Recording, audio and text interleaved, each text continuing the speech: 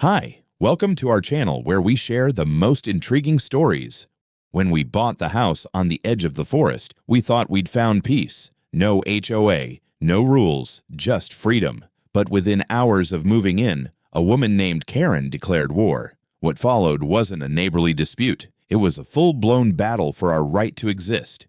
I had never seen my wife smile that wide while holding a box labeled kitchen crap. Our 10-year-old son was already halfway into the house shouting about claiming the coolest room. My daughter was spinning in circles on the front lawn with our dog, Moose, barking like he'd found paradise. This was the dream. After years of deadlines, HOA complaints about mailbox colors, and Silicon Valley burnout, I was finally stepping onto the land I owned. Not leased, not shared, owned. No association fees, no lawn police Karens. Just a house on a generous piece of green, bordered by trees, just shy of a national forest. We'd pulled up that morning with 2 rented trucks, 1 cargo van full of furniture, and the unspoken weight of expectations. The Virginia summer air was thick, but for the first time in a long time, it didn't feel suffocating. It felt alive, wild even. I parked the truck at the end of the gravel drive that wound like a question mark toward our new beginning. A private well, a private septic tank. Hell, even the mailbox had "No Trespassing" stamped under the number. As I helped lift a battered leather couch from the truck with my friend Marcus, I caught sight of a slow-rolling electric vehicle inching down the road like a curious beetle. It was small, clean, and entirely out of place. Then I saw the logo, HOA Patrol. Of course, I chuckled to myself. Must have taken a wrong turn, but no. The car turned onto my driveway like it owned the place. It parked diagonally across the gravel, effectively blocking our second-moving van. Out stepped a woman in her mid-50s, platinum bob so stiff it could probably cut drywall. She wore white capri pants, designer sunglasses, and a thin expression that reeked of lemon-scented entitlement. "Good morning," she said, not as a greeting, but a warning. "Are you the new occupant here?" I nodded, still holding the couch. "Cameron Jarrett, this is my property now." Her head tilted. "I'm Karen Tillman, president of the Rock Pine Falls HOA, right across the road." She gestured behind her like she was introducing a royal court. "We weren't informed of any approved move-in for this parcel." I set the couch down carefully and wiped my hands. "Well, that's probably because this parcel isn't part of your HOA." She blinked. "Once. That's unlikely. Every property on this street falls within Rock Pine's architectural jurisdiction." I pulled out my phone, opened the PDF file I'd memorized front to back. "Deeds clear, private land, not under HOA oversight. Sold directly by the previous owner, no encumbrances. I have county maps and title insurance to match." Karen took a step back. "That may be what your documents say, but the HOA board submitted a proposal to annex this property into our boundaries 3 months ago. That process is ongoing. You're subject to pending integration." I blinked, then laughed. Not mocking, just genuinely confused. "You're telling me I have to follow rules from an HOA I didn't buy into because of a form you filed after I bought the property?" Karen didn't flinch. "Until the matter is resolved, you should cease any changes to the property, including moving in large items. This driveway was not designed for heavy freight." I glanced at the professionally laid gravel drive, capable of handling a fleet of dump trucks. "Look," I said, my tone edging toward civil war, "I'm not trying to be difficult, but I didn't spend 8 months closing on a private non-HOA home to ask permission to move my couch inside." Karen's lips tightened. "I'll be making a note of your attitude and vehicle tags." She turned, snapped a few photos of our plates, then climbed back into her golf cart from hell. She left a fine cloud of judgmental dust in her wake. Marcus turned to me. "Dude, that was a Karen." "No kidding," I muttered. I thought it was over. I honestly did. We finished unloading the first truck by early afternoon. My wife unpacked the kitchen, the kids explored the backyard, and found a dead raccoon they wanted to name. It was a good day. Strange start, but good. Until 30 minutes later, 2 police cruisers rolled up the drive. No lights, but the look in the officers' eyes as they stepped out was the kind you only get after a dispatch call that ends in possible trespass with minor children involved. I stood there in work gloves, covered in sweat and dust, staring at badges and wondering if this was actually happening. It was. The taller of the 2 officers stepped forward first, hand resting casually on his belt, but his eyes already scanning the perimeter. Afternoon, sir. We got a call about possible unauthorized occupancy. You Cameron Jarrett? I nodded slowly. Yeah, this is my house. Just closed on it last month. Is there a problem? The second officer glanced over his shoulder at the property, then back at me. We received a report that a family was unlawfully occupying a residence under the oversight of a homeowners association. Something about obstructing access and possible squatting. Squatting? I couldn't help but scoff. With a moving van and mortgage paperwork. Before either of them could answer, a familiar hum filled the driveway. The HOA patrol mobile returned like clockwork, and out popped Karen, this time with two others trailing behind her. One was a wiry man with a clipboard and resting complaint face. The other was an older woman in pastel linen, the type who filed noise complaints against chirping birds. I told you, Karen announced, approaching the officers with a manila folder clutched like a holy relic. This man moved in without HOA authorization. This property is under expansion review, and he is obstructing community standards and vehicular access. The taller officer accepted the folder and began flipping through the pages. The other gave me a weary look, like he'd already seen where this was going. Ma'am, I said evenly, I told you earlier, this house isn't part of your HOA. It never was.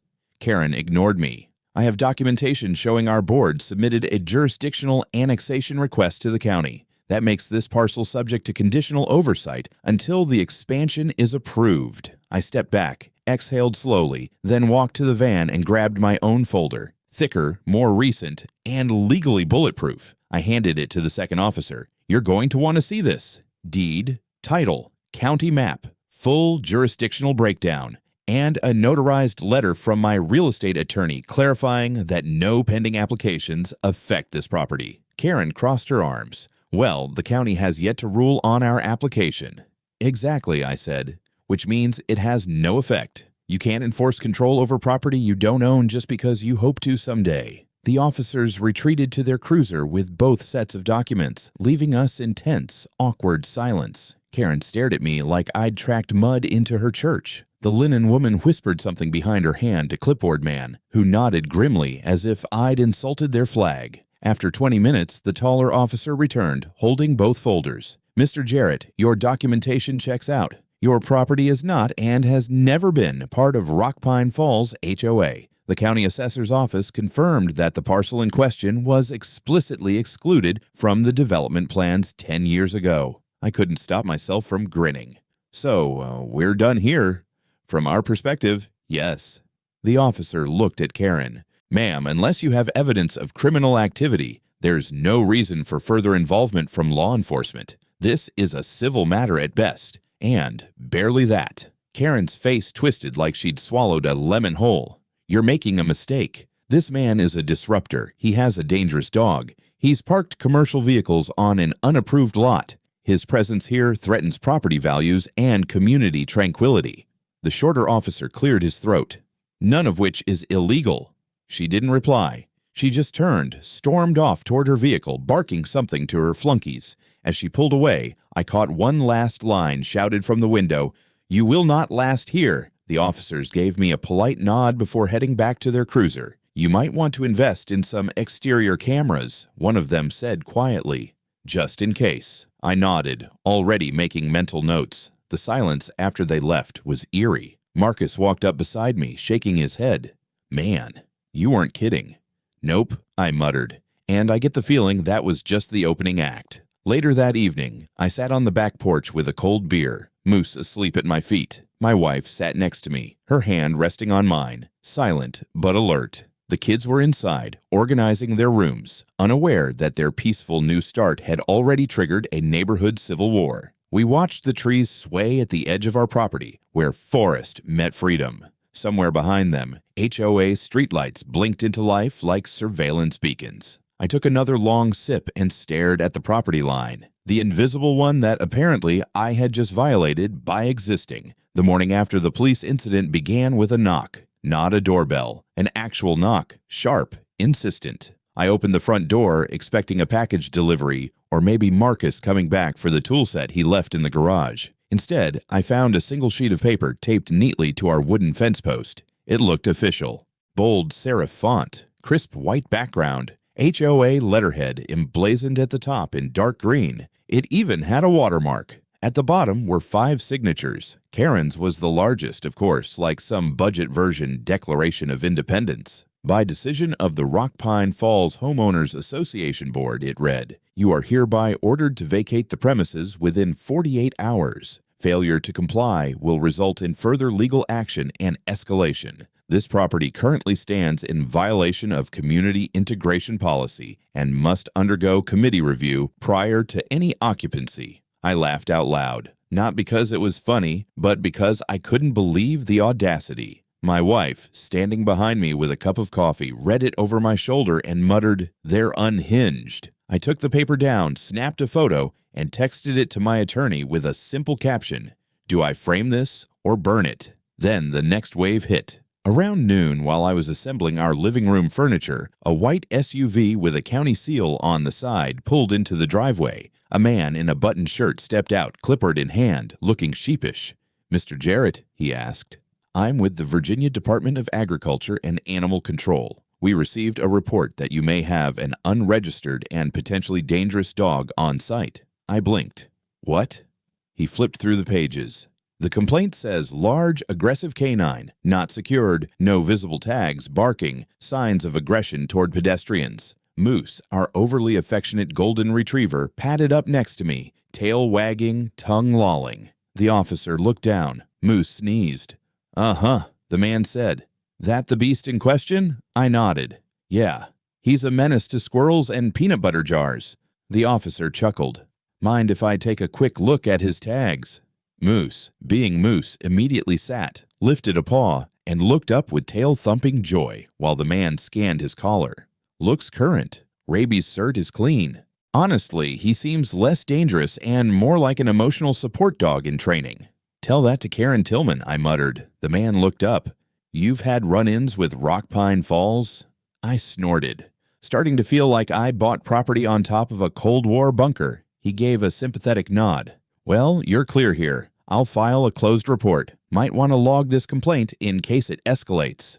He drove off. I didn't even get a chance to breathe before the next visit. This time it was a duo from the county's Department of Transportation showing up with reflective vests and measuring wheels. They said someone had filed a formal complaint stating that our moving trucks had damaged the road's asphalt. According to them, they had to assess whether the damage required city funds to repair, and if so, whether I'd be liable. They walked the length of the drive and the adjacent street with all the seriousness of a crime scene investigation. I followed silently, occasionally pointing out that the gravel on my private drive was, in fact, gravel, not asphalt. They nodded, scribbled notes, and took measurements that led nowhere. Honestly, one said, "Your drive looks newer than the HOA's internal roads. We'll file this as unsubstantiated unless something changes." By early evening, I was exhausted, not from labor, but from fending off bureaucracy by proxy. That night, I installed 3 motion-activated cameras, one on the driveway, one by the front door, and one facing the edge of the property that bordered Rock Pine Falls. I wasn't paranoid. I was just adapting to the new reality. The next morning, I filed a report with the county clerk's office to formally document the HOA's attempts to assert illegal authority over my land. I attached the eviction notice, the complaint records, and footage of the HOA patrol vehicle blocking our van the day before. I also contacted a local surveyor and ordered an updated boundary verification to nail down every square inch of what I owned. If someone was going to play dirty with maps, I wanted receipts. My wife, ever the realist, started documenting every incident in a shared Google Doc. Time-stamped, geotagged, cross-referenced with county records. We turned our dining table into a war room. And all the while, the air around us got heavier. Neighbors from across the road slowed their cars when passing. One woman in a Lexus stopped entirely, rolled down her window, and just stared. Not a word. Just watched. By day's end, Moose had barked at 4 more cars than usual, and our kids had started asking why people in sunglasses kept taking pictures of the house. I didn't have a good answer. I didn't even flinch when the envelope arrived. It was hand-delivered by a courier, sealed in a folder stamped Rock Pine Falls HOA, Committee Review. A formality. A theater performance disguised as legal process. I opened it carefully, knowing the show would be worth the price of admission. Inside were copies of a land annexation application stamped pending. Attached was a map, vague, cartoonish, with pastel colors and bold arrows. And, sure enough, my parcel was outlined in highlighter, labeled a Zone Expansion Phase 3. The kicker? A list of community contributors whose signatures had allegedly supported this boundary extension. At the bottom of that list was a name I knew all too well. Richard L. Pritchard, the man I bought the house from. Dead. Died of a stroke 2 years ago. I had the obituary clipped in my safe and a condolence letter from his daughter thanking me for keeping the house in the family. Yet here he was, posthumously voting for HOA tyranny like a bureaucratic ghost. I stared at the signature. It was shaky, unnatural, almost like someone had tried to mimic the handwriting of a man they never met. My stomach turned. This wasn't Karen being petty. This was criminal. I called my lawyer. He didn't even wait for me to finish the sentence before saying, "Get that document scanned and sent over. Now." We were on a new playing field, but Karen wasn't done. That evening, our neighbor Marcus brought over a local newspaper, the Rock Pine Gazette. On the cover, just beneath the headline about rising property taxes, was an editorial with the title, "New Arrival Threatens Harmony of Rock Pine Falls." The article didn't mention my name, but it didn't have to. Recently, a family moved into an unregulated property adjacent to our beloved community. This property has already caused disturbances, legal ambiguities, and raised safety concerns among parents. Parents. There were no kids anywhere near our place except my own.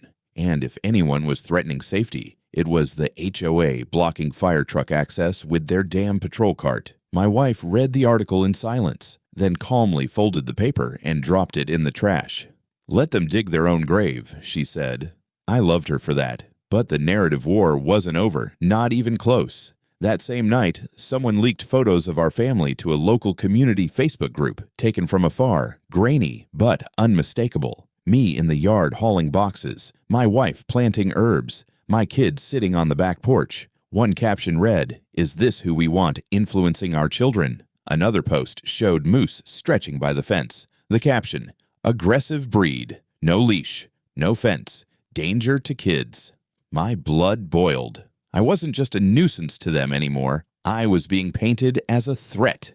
The outsider, the lawless rogue infecting their prepackaged, self-righteous suburbia. I filed a complaint with Facebook, flagged the posts. Nothing happened. Instead, a fake account commented under one of the photos, "If he's not part of the HOA, why is he even allowed here?" My wife caught me gripping the edge of the countertop until my knuckles turned white. "You need to breathe," she said quietly. "We're doing everything right. You've got evidence. They've got lies."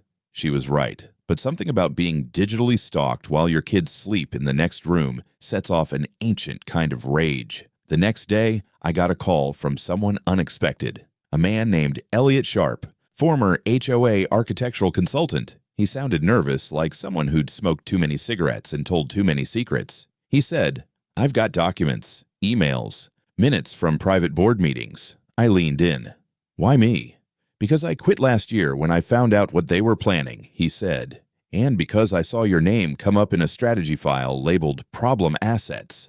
That was it. He dropped a flash drive in my mailbox the next morning, sandwiched between junk mail and a fake HOA newsletter. I opened it on my offline laptop like it was radioactive. Inside were PDF scans of internal memos, emails with subject lines like, "For discussion, visual harmony concerns," and my personal favorite, a spreadsheet labeled Aesthetic Risks Phase 3. Next to my name, someone had written, "Does not match visual identity, non-compliant potential, target with integration pressure." There it was. This wasn't about noise, or dogs, or gravel driveways. This was about appearances. I didn't belong in their curated bubble, and they had a playbook to drive me out. They'd just made a mistake by putting it in writing. I didn't sleep that night. Not out of fear, but focus. By dawn, I had organized every document, every email, every photo and scan Elliot had given me. My dining table looked like a crime board in a detective show, minus the red string. Instead, neat stacks of labeled evidence, printed copies of property deeds, legal precedents, screenshots of defamation, even a framed still of Moose mid-sneeze with the caption "Aggressive." I was done reacting. It was time to strike back. First, I met with my attorney, Danielle. She was young, sharp, and had the kind of voice that could make a grown judge sit up straighter. When I showed her the flash drive, she leaned in with genuine interest. "These are internal HOA documents," she said. "Unlawfully obtained, yes. But if the whistleblower is willing to testify, admissibility's on the table." She outlined a strategy. We'd go on the offensive with a three-pronged civil action. 1. Defamation and invasion of privacy. That article, the Facebook posts, the whisper campaign, they were weaponizing public opinion against my family. 2. Forgery and falsification of land documents. Dead men don't sign annexation petitions. That signature alone was enough to launch a county fraud investigation. 3. Interference with right to enjoy private property. The fabricated complaints, the eviction notice, the coordinated harassment, textbook nuisance, and obstruction of peaceful occupancy. We filed all 3 suits the same day. By sunset, Rock Pine Falls HOA had been formally served, and the next morning, everything changed. Karen didn't show up at her usual 7:45 sidewalk patrol. No HOA patrol car hovering outside. No clipboard-wielding lieutenants peeking from across the road. Something had shifted. Either they were stunned or regrouping. Later that afternoon, Elliot called. His voice was steadier this time. "I've got more," he said. "You'll want to see this one." We met in the back of a local coffee shop, him in a baseball cap and sunglasses like he thought he was in a spy novel. He slid over a second flash drive and a manila envelope. Inside were printed emails, this time with dates, full names, and juicy attachments. One caught my eye immediately. Subject, strategy, high visibility removal of non-conforming resident. Karen had written it. In it, she described a plan to pressure the undesirable occupant using noise complaints, social exclusion, community reminders, and, quote, perimeter disruption tactics. She referenced coordinating with sympathetic residents and even suggested filing daily civic nuisance claims to exhaust legal and psychological resources. Another email was from someone named Doug A., treasurer of the HOA, casually referencing greasing the right palms at county zoning. I stared at the words, heart pounding with a mix of fury and triumph. This wasn't just Karen's vendetta anymore. This was an organized, documented plan to erase me. I thanked Elliot and promised to protect his anonymity for as long as possible. He nodded. "Honestly, I'm just glad someone's finally punching back." We submitted the second wave of evidence to the court and added it to our filings. Danielle called the county prosecutor the next morning. The words forensic handwriting analysis and intent to defraud started bouncing around. Things began to accelerate. A plainclothes detective visited our house. Not in a squad car, subtle, professional, courteous. He asked to see the original eviction letter and took a copy of the annexation petition. When I mentioned the dead man's signature, he raised an eyebrow.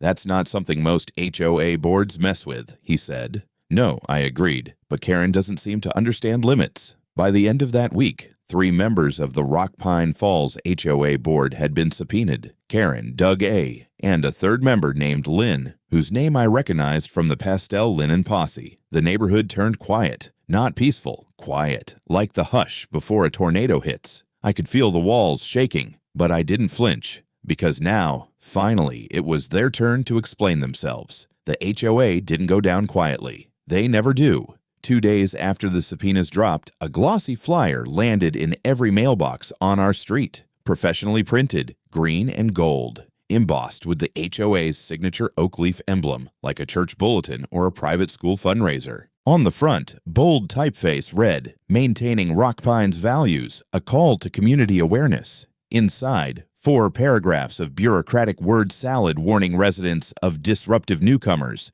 non-participating households, and aggressive legal maneuvering designed to destabilize neighborhood governance. A not-so-subtle call to arms. My name wasn't in it, but my address was. They even included a photo of my truck in the driveway, with the license plate blurred just enough to imply legality, while still making it unmistakably mine. The caption read, "Image submitted by concerned resident." I couldn't stop laughing. My wife didn't find it funny. "This is how mobs start," she said, tossing the flyer onto the kitchen counter with disgust. I nodded. "Then we go public too." That evening, I wrote an open letter, 1 page, calm, factual, no emotion. I posted it on our community bulletin, emailed it to the local HOA agnostic neighborhood group, and submitted it as a letter to the editor at the Rock-Pine County Tribune. I included scanned portions of the forged documents, a timeline of complaints, an excerpt from the HOA's own strategy email, censored but clear. I ended it with one line: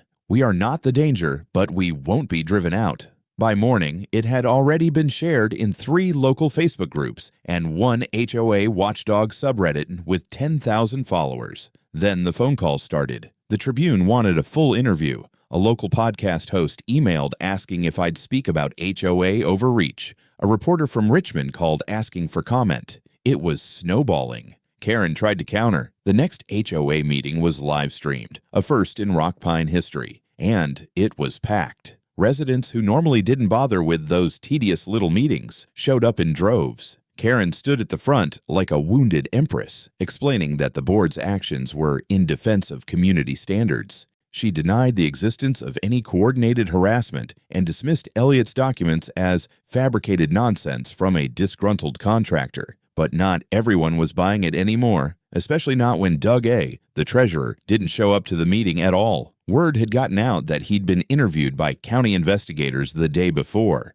Rumors started flying: bribes, zoning board pressure, misuse of HOA funds. The neighborhood turned. Slowly at first, like a crowd realizing they've backed the wrong horse. I started getting nods from people who used to avoid eye contact. A neighbor left a 6-pack of craft beer on our porch with a note: "Hang in there. Not all of us are nuts." But the real shift came after the fire. Not a big one, just my mailbox. Someone doused it in lighter fluid and set it ablaze around 2 a.m. The flames were caught on camera, my security system capturing the whole scene in crisp black and white. A figure in a hoodie, a small canister, a match. They didn't even notice the blinking red light above the garage. The police were there within 20 minutes. Arson, minor but serious. Combined with the pattern of harassment, it became a federal matter under property intimidation statutes. I gave them the footage. They took it without a word. The next day, a sheriff's car parked outside our property for 6 hours.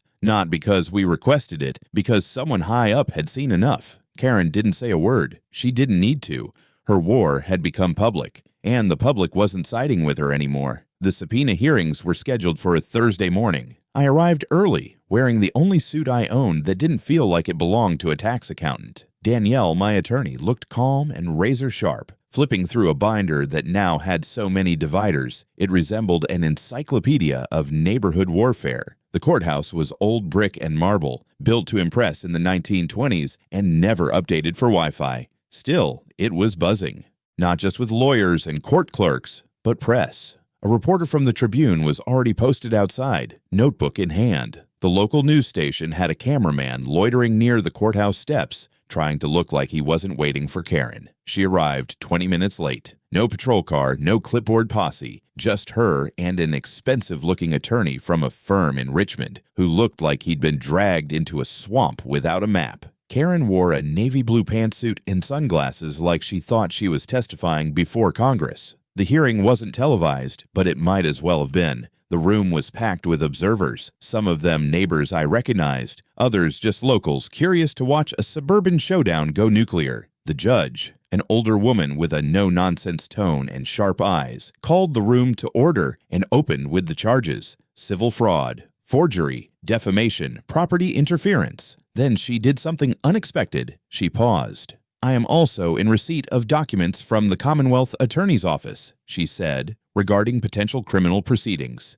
These will not be addressed here, but this court is not blind to their existence." Karen flinched. Her lawyer whispered something to her, and she nodded tightly. Danielle stood and began our presentation. First, the map, the fake annexation proposal, complete with Richard Pritchard's ghost signature. Danielle read out the date of Pritchard's death, then handed over the obituary. Audible whispers rippled through the room. Next came Elliott's email logs, strategy documents, harassment plans, the visual harmony spreadsheet. The judge raised an eyebrow at the phrase perimeter disruption tactics. Then we played the HOA meeting audio that Elliott had recorded 6 months earlier, where Karen, voice crisp and unmistakable, said, "If they don't respond to paperwork, we'll respond with pressure. People don't like feeling unwelcome. We'll make that our strength." Karen's lawyer objected. The judge overruled. It wasn't even lunch yet, and we had practically won. Then came the nail in the coffin. Doug A., the treasurer, had agreed to testify. He entered through the side door like a man heading to his own execution. He looked tired, like someone who hadn't slept in weeks. He sat at the witness table, cleared his throat, and began. He confirmed that Karen had orchestrated the falsified petition, that she had personally told him to make the signature page look full, that she had leaned on a zoning board contact to bury early complaints, that she'd suggested documenting the new guy's violations in advance, just in case. He admitted he didn't know Pritchard had been dead, but said he'd voiced concerns that were dismissed with hostility. At one point, he looked directly at me. I should have said something sooner. I just didn't want to be the next target. The judge leaned back in her chair and sighed like she was trying not to roll her eyes. That's the problem with intimidation. It works until it doesn't. Karen never took the stand. Her lawyer advised silence, probably wise. The judge closed the hearing with clarity. This court finds that the Rock Pine Falls Homeowners Association knowingly submitted falsified documents to a county agency, engaged in coordinated harassment, and disseminated defamatory information regarding the plaintiff and his family. These actions constitute civil violations under state law and justify full damages. And then the final blow. The HOA is ordered to pay the sum of $350,000 in damages, $125,000 for legal expenses, $75,000 for property interference, and $150,000 for defamation and emotional distress. Additionally, all pending applications for annexation of the plaintiff's property are nullified. The courtroom buzzed. People whispered, even gasped. Karen sat stone still, pale, her sunglasses now dangling from one hand like a broken shield. But we weren't done, because 2 hours later, Karen was arrested, not by local police, but by state investigators, outside the courthouse, cuffed, read her rights, and escorted into a black sedan. The charges? Fraudulent misrepresentation, falsification of public records, abuse of position in a nonprofit corporation, and obstruction of process. Doug A. was led away by another agent, less dramatic, more cooperative. Lynn, the linen-clad lieutenant, had apparently left the state the night before. A warrant had been issued. The HOA's accounts were frozen, their board meetings suspended, their legal counsel withdrew within 48 hours. And, the cherry on top, the county council issued a formal declaration dissolving the Rock Pine Falls HOA, citing malicious abuse of authority and loss of community trust. It was over, at least on paper. I went home that night to find my family waiting on the porch. My wife hugged me harder than usual. My daughter asked if the HOA lady was going to jail forever. My son wanted to know if he could take down the no trespassing sign now. No, I said, smiling. Leave it up a little longer, just in case. The quiet after a storm isn't always peaceful. Sometimes it's just strange. For weeks after the courthouse fallout, the neighborhood felt suspended, like the whole street was holding its breath. The HOA signs were taken down within days, officially ordered by the county, but someone had clearly taken personal joy in the process. I found one dumped near our driveway, half buried in wet leaves, its bold gold letters scuffed like a fallen idol. Karen's house went dark. No patrols, no clipped bushes or passive-aggressive seasonal banners. A realtor's sign appeared on her lawn, discreet at first, then upgraded to bold red print, motivated seller. No HOA. The irony practically burned off the board. People started talking. Real conversations. Not HOA scripted small talk, but real, cautious human interaction. My wife and I were invited to a barbecue across the road, a gesture we'd never received when we first moved in. The host was a guy named Joel. Early 50s, bald with a beer belly and a surprisingly delicate grill technique. He pulled me aside while flipping bratwursts. "You know," he said, "we didn't know how bad it was. Karen made it sound like you were building a meth lab out here or something." I chuckled. "Just a hammock. And a garden." He nodded, looked around, then said, quieter, "Some of us, we were scared of her too." No one wanted to be next. That hit me harder than I expected. It reminded me that tyrants in suburbia don't always need weapons, just rules, and people too tired to fight them. A month later, I got an invitation to speak at a conference. A legal association had picked up my case, Jarrett v. Rock Pine Falls HOA, as a landmark example of property rights defense. Danielle helped draft the presentation. I spoke about due process, fake petitions, and what it felt like to have a dog labeled a community threat by people who never even said hello. The clip of Karen being arrested outside the courthouse had gone mildly viral. Subreddit threads, HOA horror story blogs, even a meme account titled Karen Crumbles had picked it up. The internet is strange, but in this case, strangely cathartic. Still, the real win wasn't the money or the court ruling. It was walking down my own driveway one evening, barefoot, holding a cup of coffee, and seeing my kids building a ridiculous treehouse at the edge of our woods. No permits, no design compliance, just crooked wood and joy. Moose barked at a squirrel and chased it in a full circle like an idiot. I laughed out loud. My wife called from the porch. "Hey, you coming to the backyard?" I turned the corner and saw neighbors I barely knew just months ago setting up folding chairs and paper plates under strings of lights we'd rigged along the trees. There was food, laughter, some kid was chasing a frisbee, and someone had even brought an acoustic guitar. God help us. Over the gate, we'd hung a homemade banner. Nothing fancy, just white canvas with bold blue letters. "We're not in an HOA. We're free. Welcome." Joel handed me a drink and clapped me on the back. "You ever think about running for something?" he joked. I grinned. "After this year, I'd rather fight a bear."